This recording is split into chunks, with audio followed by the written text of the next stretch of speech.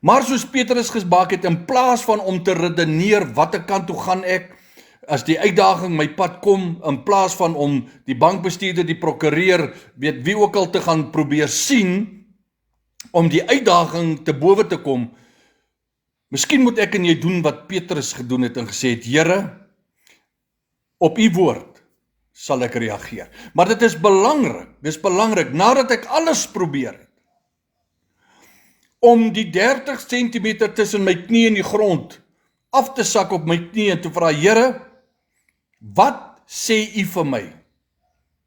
Wat moet ek doen? Jy sien, so baie van ons soek uitkoms. So baie van ons soek antwoorde, maar ons is nie bereid om 30 centimeter op ons knie te sak, ons hande bymekaar te sit en sê, Vader, praat met my deur middel van u Gees wat binne in my woon. Praat met my, wys vir my die rigting waarna ek moet gaan. Vat dieselfde boot, vat dieselfde net, vat dieselfde meer, gaan net na die diep kant toe en gooi die net aan die ander kant uit. Selfde goed. Jy sien, maar baie van ons probeer die same old. We do the same thing, same old, and we expect a different result.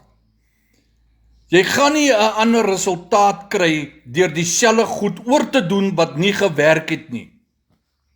2024 is verby, 2023 is verby, jy het hard probeer, jy het gedoen alles wat jy kan doen.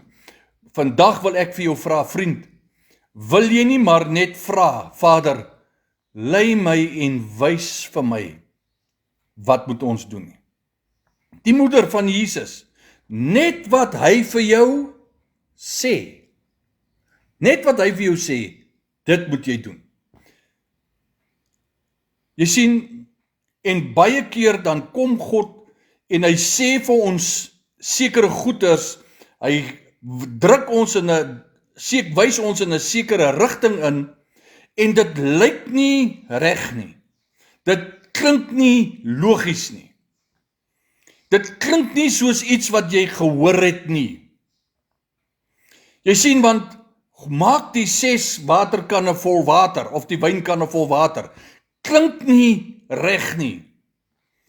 Hoe kan ons hierdie kanne vol water maak as dit veronderstel is om wyn te vat? Jy sien, redeneer. En dit is wat ons as mens gewoonlik doen. Ons wil redeneer.